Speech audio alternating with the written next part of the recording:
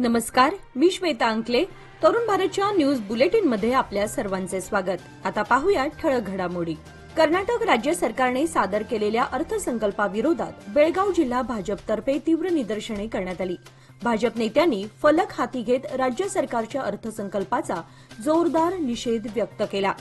राज्य सरकार हे भ्रष्टाचारी असून कंत्राटदारांचे 36,000 कोटींचे थकीत बिल अद्याप दिले गेले नाही. सरकार हमीभावाच्या नावाखाली चुकीचे धोरण राबवते. परिणामी सरकारी अधिकारी आत्महत्या करत आहेत.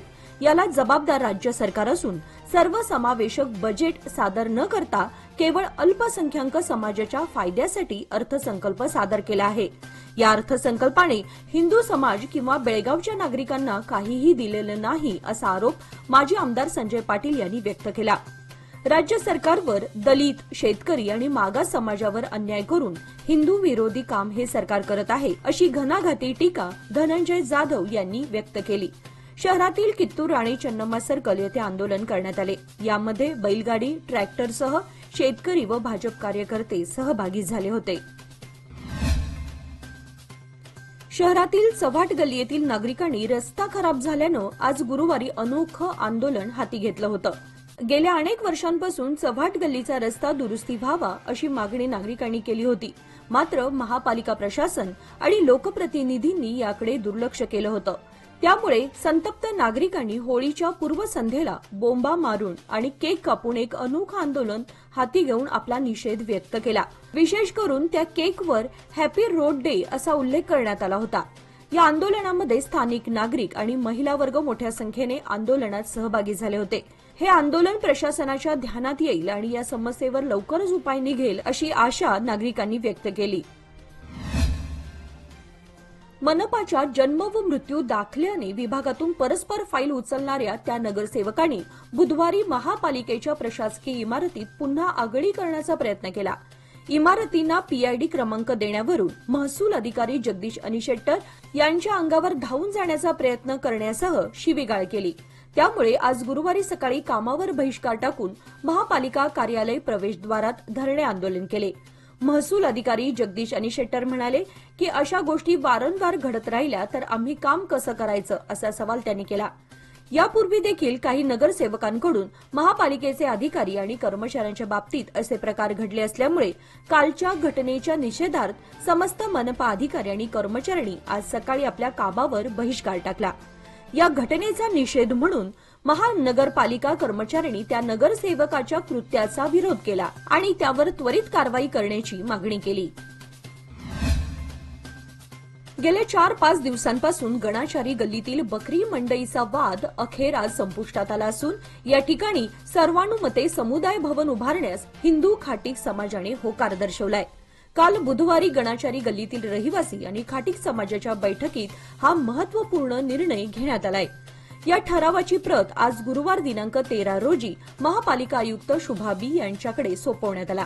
या ठिकाणी नव्या समुदाय भवनाची इमारत बांधण्यात येणार असून खंडोबा मंदिर आणि श्री गणेश मंदिराची उभारणी करण्याचा बैठकीत ठराव करण्यात आलाय, असे महाराष्ट्र एकीकरण समितीचे रमाकांत कोंडुस्कर यांनी प्रसारमाध्यमांना सांगितले. याप्रसंगी गणाचारी गल्लीतील रहिवासी आणि हिंदू खाटीक समाजाचे नागरिक तसेच इतर पंच मंडळी उपस्थित होते. शहरातील खडे बाजार येथील ब्रह्मलिंग मंदिर परिसरात सार्वजनिक ठिकाणी अस्वच्छता करणाऱ्या बेशिस्त बार चालकावर बेळगाव महापालिकेने कारवाईचा दणका दिला.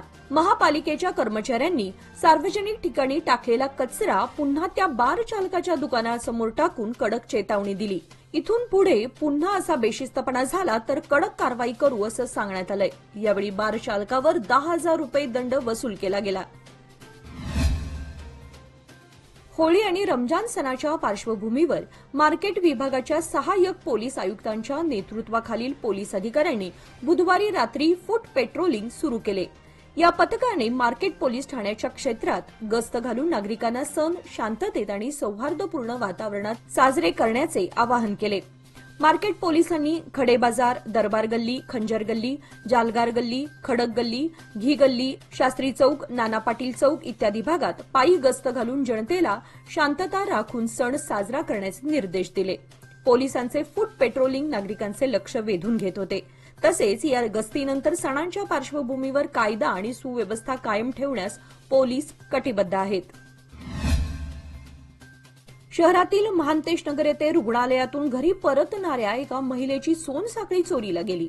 उमा महेश्वर मल्लापूर आणि त्यांची सून प्रेमा दुर्दुंडेश्वर मल्लापूर या रात्री 8 वाजता रुग्णालयातून घरी परतत असताना 2 दुचाकीस्वारांनी अरिहंत बिल्डिंग समोर 90,000 रुपये किमतीची 30 ग्रॅम सोन्याची चेन चोरली.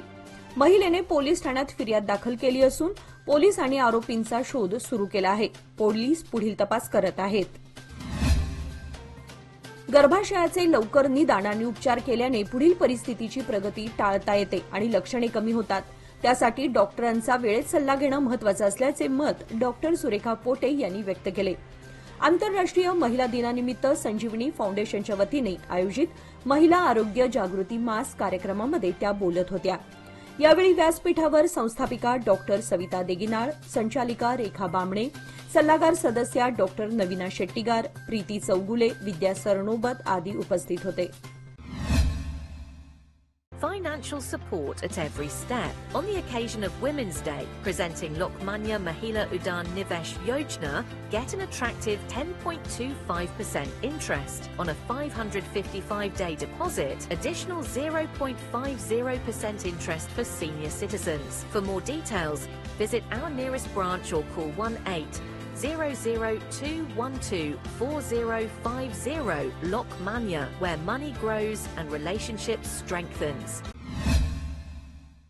पोलीस खात्याला सहकार्य करत उल्लेखनीय समाजसेवा करणारे बेळगाव कॅन्टोन्मेंट बोर्डाचे माजी उपाध्यक्ष सामाजिक कार्यकर्ते साजिद शेख यांना बेळगाव पोलीस प्रशासनातर्फे सन्मानपत्र देऊन सन्मानित करण्यात आले आहे. गोरगरीब असहाय्य लोकांच्या मदतीला धावून जाणारे सामाजिक कार्यकर्ते साजिद शेख यांची पावसाळ्यात रस्त्यावरील धोकादायक झाडे, झाडाच्या फांद्या हटवण्याच्या बाबतीतील तत्परता वाखाणण्याजोगी आहे. पर्यावरण संरक्षणासाठी वृक्षारोपणासारखे उपक्रम राबवणाऱ्या साजिद यांनी बेळगाव कॅन्टोन्मेंट बोर्डाला एक रुग्णवाहिका देखील देणगी दाखल दिली आहे. विविध नागरिक समस्या सोडवण्यात पोलीस प्रशासनाला त्यांचे वेळोवेळी सहकार्य लाभत असते. या पद्धतीच्या उल्लेखनीय कार्याबद्दल बेळगाव शहर पोलीस प्रशासनातर्फे गुन्हा व वाहतूक शाखेचे पोलीस उपायुक्त एन निरंजन राज अर्ज आणि दक्षिण वाहतूक पोलीस निरीक्षक विनायक बडगे यांनी आपल्या कार्यालयात साजिद शेख यांचा सन्मानपत्र देऊन सत्कार केला. तसेच साजिद यांना त्यांच्या पुढील कार्यासाठी शुभेच्छा दिल्या.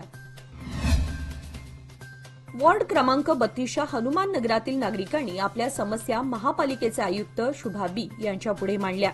आयुक्तांनी संबंधित विभागांना तातडीने उपाययोजना करण्याचे निर्देश दिले आहेत. नागरिकांनी लोकोपयोगी विभागाच्या गटारांच्या कामावर तक्रार केली. आयुक्तांनी याबाबत सखोल तपास आणि आवश्यक कारवाई करण्याचे आश्वासन दिले. महापालिकेच्या जागेवरील अतिक्रमणावरही कठोर कारवाई करण्यात येईल असे आयुक्तांनी सांगितले. इंधन दरवाढ, देखभाल खर्चामध्ये वाढ अशा विविध कारणांमुळे 5 वर्षात राज्य मार्ग परिवहन महामंडळ तोट्यात आहे. या काळात एकूण 5,200 कोटींचं नुकसान झाल्याची माहिती परिवहन मंत्री रामलिंगा रेड्डी यांनी विधान परिषदेत दिली. गेल्या 5 वर्षात केएसआरटीसीला 1,500 कोटी, बीएमटीसी 1,544 कोटी, केकेआरटीसीला 777 कोटी आणि वायव्य परिवहनला 1,386 कोटींचा फटका बसलाय. 4ही विभागांमध्ये सध्या 40% बस नुकसानीत धावत आहेत. 30% बस कोणत्याही फायदा तोट्याविना धावत आहेत, तर आणखी 30% बस फायद्यामध्ये धावत आहेत. परिवहन रोज 9.45 कोटींचा खर्च होत असल्याचं त्यांनी सांगितलं. फेब्रुवारी महिन्यात ग्राहक महागाई दरामध्ये समाधानकारक घट झाली आहे. हा दर गेल्या 7 महिन्यांच्या नीचांकी पातळीवर असून 3.61% राहिल्याचे केंद्र सरकारकडून घोषित करण्यात आलंय. गेल्या वर्षीच्या याच महिन्याच्या तुलनेतही त्यात घट झाली आहे. दुसऱ्या बाजूला भारताचा औद्योगिक उत्पादनाचा दर वाढला असून तो 5% 8 महिन्यांमधील उच्चांकी स्तरावर गेलाय. भाज्या, फळे, मासे, डाळी, मांस, अंडी, तयार खाद्यपदार्थ आणि दूध तसेच दुग्धोत्पादने यांच्या दरामध्ये घट झाल्यानं ग्राहक महागाई निर्देशांकातही घट झाली आहे. दर फेब्रुवारीमध्ये हा दर कमी होतच असतो. तथापि यंदाच्या फेब्रुवारीत ही घट अधिक प्रमाणात आहे. रिझर्व्ह बँकेने वार्षिक महागाई दराचं प्रमाण 4% निर्धारित केलं आहे. विश्व भारत सेवा समिती संचलित पंडित नेहरू हायस्कूल शहापूर बेळगाव या शाळेचा बक्षीस वितरण व 10वी विद्यार्थ्यांचा निरोप समारंभ आज गुरुवार दिनांक 13 मार्च 2025 रोजी शाळेच्या सभागृहात मोठ्या उत्साहात पार पडला। यावेळी विश्व भारत सेवा समितीचे विजयराव नंदिहळी हे अध्यक्ष म्हणून उपस्थित होते। प्रमुख पाहुणे MHPS शाळेच्या मुख्याध्यापिका सविता चंदगडकर, जयश्री पाटील, सुजाता लोखंडे, पंडित नेहरू हायस्कूलचे मुख्याध्यापक SG हिरेमठ, मारुती मुगळी हे उपस्थित होते। दरम्यान राष्ट्रीय व राज्य पातळीवर यश संपादन केलेल्या शाळेचे मल्ल सुशील कुमार थोरवी, हर्षद नाईक, श्रीशाल करेनी, सुरेश लंगोटी, संजय हेगडे, वेदांत मासेकर, अंजली शिंदे यांचा शाल आणि श्रीफळ देऊन सन्मान करण्यात आला। मराठी माध्यमातून आदर्श विद्यार्थी नितेश शिगेहळीकर व श्रावणी पाटील तर कन्नड माध्यमातून ओमकार चित्रकार, वैष्णवी नाईक यांना स्मृतिचिन्ह व प्रमाणपत्र देऊन गौरवण्यात आले। आदर्श खेळाडू म्हणून प्रथमेश सुतार व वैष्णवी नाईक यांचा सन्मान करण्यात आला। कार्यक्रमासाठी आदर्श मराठी विद्यामंदिर प्राथमिक शाळेचे मुख्याध्यापक विठ्ठल पाटील यांना प्रमुख वक्ते म्हणून आमंत्रित करण्यात आले होते। सूत्रसंचालन सुषमा पाटील, आभार प्रदर्शन विजया पाटील यांनी केले। याप्रसंगी पंडित नेहरू शाळेचे सर्व शिक्षक वर्ग, विद्यार्थी आदी उपस्थित होते। उद्या शुक्रवार दिनांक 14 मार्च रोजी होणाऱ्या रंगोत्सवासाठी तरुणाई मंगळवार सायंकाळपासूनच तयारीला लागली आहे। डीजेच्या तालावर बेधुंद रंगोत्सव साजरा करण्यासाठी ठिकठिकाणी साऊंड सिस्टीमची तयारी जोरदार करण्यात येत असून चव्हाट गल्ली, खडक गल्ली, पांगुळ गल्ली आदी महत्वाच्या ठिकाणी सालाबादप्रमाणे रंगोत्सवाच्या जल्लोषासाठी व्यवस्था करण्यात आली आहे। परंपरेनुसार उद्या चव्हाट गल्ली येथील चव्हाट देवस्थानासमोर रंगोत्सव आणि वार्षिक होळी उत्सव, तसेच पांगुळ गल्ली येथील अश्वत्थामा मंदिरासमोर सामूहिक लोटांगण, गोंधळी गल्ली येथील वेताळ देवस्थानामध्ये पूजा पार पडणार आहे। रंगोत्सवासाठी सर्वत्र उत्साहाचं वातावरण दिसून येत असून रंगोत्सवाच्या आधीच एक दिवस बच्चे कंपनी आणि तरुणाईला रंगोत्सवाचे वेध लागलेत। शुक्रवारी शाळांना सुट्टी असल्यानं विद्यार्थ्यांनी आज गुरुवारीच रंगपंचमीचा आनंद लुटलाय। अनेक रिक्षा मामांनी देखील विद्यार्थ्यांसमवेत रंगोत्सवाचा आनंद लुटला। अथणी तालुक्यातील नंदेश्वर येथील सुभाष सदाशिव बळवाड वय 30 याचा ट्रान्सफॉर्मरवर काम करत असताना विजेचा धक्का बसून जागीच मृत्यू झाला। दरम्यान विद्युत पुरवठा बंद करून काम करत असताना पुरवठा कोणी सुरू केला याची चौकशी व्हावी अशी मागणी होत आहे। सुभाष बळवाड हा अथणी हेस्कॉममध्ये वायरमन म्हणून काम करीत होता। दरम्यान विद्युत पुरवठा बंद करून ट्रान्सफॉर्मरवर काम तो करीत असताना अचानक पुरवठा सुरू झाल्यानं त्याला विजेचा धक्का बसून त्याचा जागीच मृत्यू झाला। सदर घटनेची नोंद अथणी पोलिसात झाली असून पोलीस अधिक तपास करत आहेत। कणकुंबी भागातील शिमगोत्सवाला आज गुरुवार दिनांक 13 रोजी प्रारंभ होणार असून सदर कार्यक्रम दिनांक 20 मार्चपर्यंत चालणार आहेत। 8 दिवस चालणाऱ्या या शिमगोत्सवात विविध धार्मिक व पारंपरिक कार्यक्रमाचे आयोजन करण्यात आले आहे। कणकुंबीसह परिसरातील सर्व गावांमध्ये होलिकोत्सव आगळ्या वेगळ्या पद्धतीने साजरा केला जातो। एकूण 8 दिवस चालणाऱ्या या उत्सवामध्ये विशेषतः कणकुंबी गावांमध्ये दरवर्षी भरगच्च अशा धार्मिक आणि पारंपरिक कार्यक्रमाचे आयोजन केले जाते। याचबरोबर आजचे बातमीपत्र इथे संपले। अधिक माहिती आणि ताज्या घडामोडींसाठी पाहत रहा तरुण भारत न्यूज चॅनल। तसेच आमच्या चॅनलला लाईक, शेअर आणि सबस्क्राईब करायला विसरू नका आणि विश्वासार्ह बातम्यांसाठी दररोज वाचा दैनिक तरुण भारत। धन्यवाद।